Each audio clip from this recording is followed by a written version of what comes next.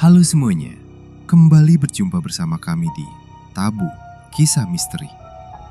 Malam ini, kami akan membawa Anda menelusuri sebuah lorong waktu menuju tahun 2010 ke sebuah sudut kota Semarang yang menyimpan rahasia kelam di balik dinding-dinding kontrakan tua. Ini bukan sekadar cerita tentang penampakan, melainkan tentang sebuah janji yang tak pernah mati, tentang harga yang harus dibayar demi sebuah kelangsungan hidup, dan tentang bagaimana masa lalu bisa hadir kembali dalam wujud yang paling tak terduga.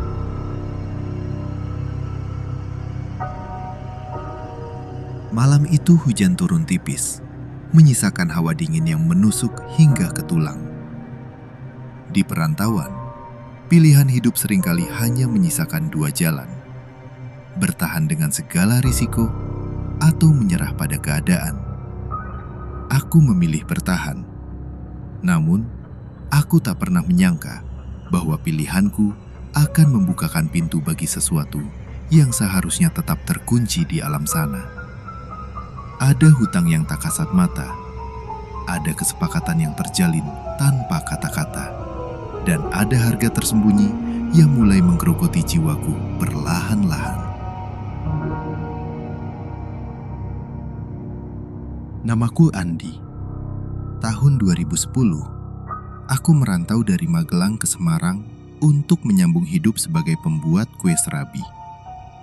Awalnya, semua terasa wajar. Aku bekerja bersama teman-temanku. Namun, badai ekonomi dan masalah internal membuat teman-temanku satu persatu pulang, meninggalkanku sendiri di sebuah kontrakan baru yang letaknya agak terpencil di tengah perkampungan.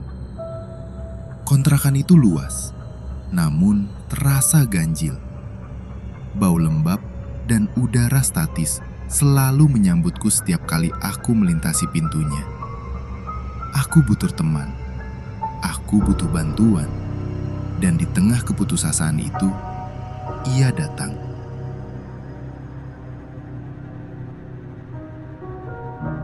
"Mas, tak bantu ya?" Suara itu terdengar datar, muncul dari kegelapan di depan rumah saat aku baru saja memindahkan barang-barang. Namanya Alif. Tingginya sedang, kulitnya agak gelap, rambutnya keriting, dan ada sebuah tanda lahir atau tompel di pipi kirinya. Ia mengaku sebagai perantau dari Jawa Timur yang bekerja serabutan. Ia menawarkan diri membantuku membuat serabi, namun dengan satu syarat aneh. Ia hanya akan bekerja dari maghrib hingga menjelang subuh. Karena terdesak kebutuhan dan rasa sepi yang menghimpit, aku mengiyakan tanpa banyak tanya.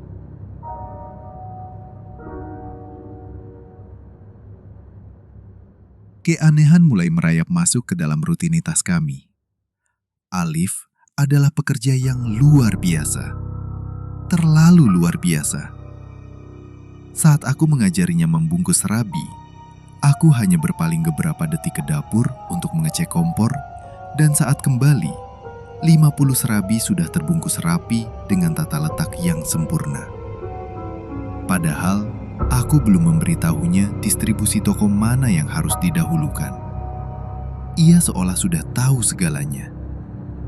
Suasana di rumah itu pun berubah.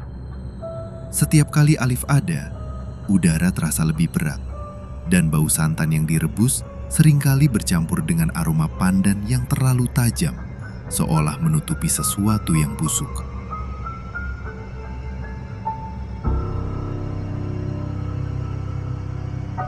Aku pernah secara tak sengaja menyenggol tangannya saat kami beristirahat di dalam kamar.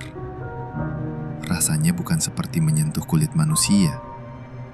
Dinginnya luar biasa, dan tekstur dagingnya terasa gembur, seperti kapas yang basah, tanpa ada kepadatan otot di bawahnya. Ketika kutanya apakah ia sakit, ia hanya menjawab dengan suara parau yang rendah. "Cuma leherku yang sakit, Mas. Sudah 3 tahun rasanya begini." Aku tak menggubrisnya, menganggap itu hanya kelelahan. Namun, setiap kali aku mulai membaca doa atau menyalakan kaset pengajian, Alif selalu menghilang ke kamar mandi. Di sana, terdengar suara air yang tumpah terus-menerus. Tapi saat ia keluar, pakaian dan kulitnya kering sempurna.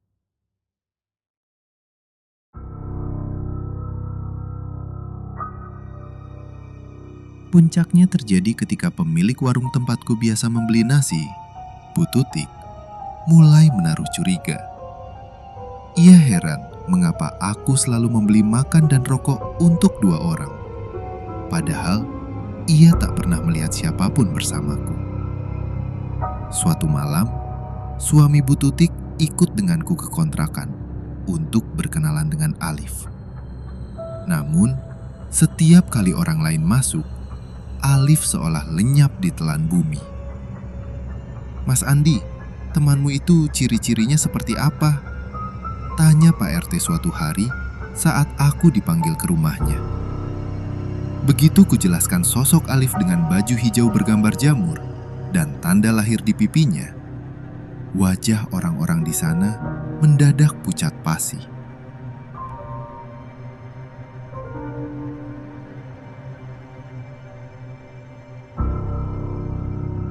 "Mas, itu bukan manusia. Alif yang kamu ceritakan itu sudah meninggal 3 tahun yang lalu. Dia mengakhiri hidupnya di kamar yang kamu tiduri sekarang karena terlilit hutang demi membiayai kuliah pacarnya yang kemudian mengkhianatinya." Kalimat Pak RT seperti petir di siang bolong. Keringat dingin mengucur deras. Aku pulang dengan kaki gemetar. Begitu masuk ke rumah, suasana berubah mencekam. Lampu yang biasanya terang terasa redup dan pucat. Aku memberanikan diri berteriak di tengah ruang tengah yang sunyi. "Aku sudah tahu siapa kamu, Liv. Mulai sekarang, jangan bantu aku lagi."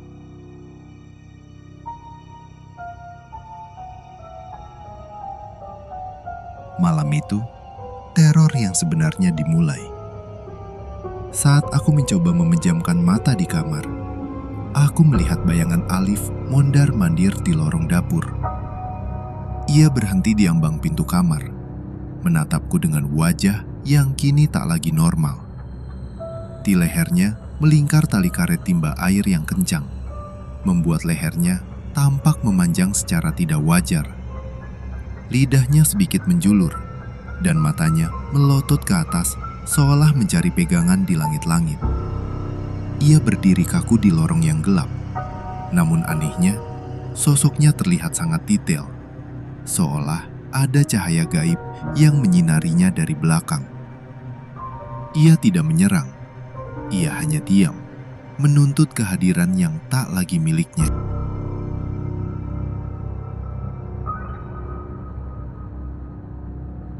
Keesokan harinya, tubuhku ambruk. Aku jatuh sakit luar biasa. Pusing, mual, dan lemas hingga tak mampu berdiri untuk sekadar mengambil minum. Selama 3 hari, aku tergeletak di ruang depan karena aku tak berani lagi masuk ke kamar. Dalam keadaan setengah sadar, aku melihat Alif duduk di sampingku, hanya diam menatap tembok. Di sisi lain, puluhan kucing tiba-tiba masuk ke dalam rumah yang tertutup rapat, mengeong dengan suara yang menyayat hati, seolah sedang berkomunikasi dengan entitas yang menjagaku. Aku merasa maut sudah sangat dekat, seolah Alif sedang menungguku untuk ikut bersamanya ke alam yang sama.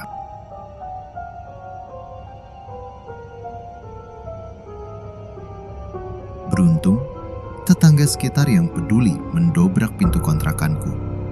Mereka membawakan bubur dan teh hangat, menyadarkanku dari pengaruh gaib yang mulai menarik jiwaku.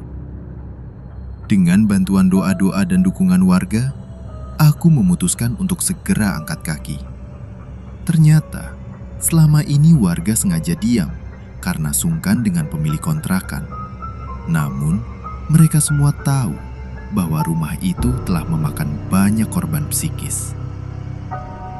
Aku melepaskan semua peralatan dagangku, meninggalkan keuntungan yang sempat kudapat, karena bagiku, iman dan keselamatanku jauh lebih berharga daripada harta yang didapat dari bantuan tangan dingin penghuni alam lain.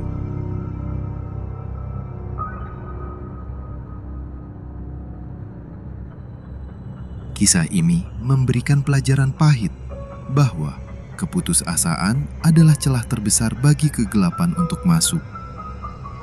Alif, dengan segala tragedi hidupnya, hutang, cinta yang bertepuk sebelah tangan, dan akhir yang tragis, adalah pengingat bahwa jalan pintas tidak pernah berakhir baik. Kini, aku telah kembali ke Magelang, memulai hidup dengan lebih sederhana namun tenang. Terkadang, bau pandan dan santan masih sering melintas di hidungku saat malam tiba. Namun, aku segera bersujud, memohon perlindungan kepada Sang Kholik.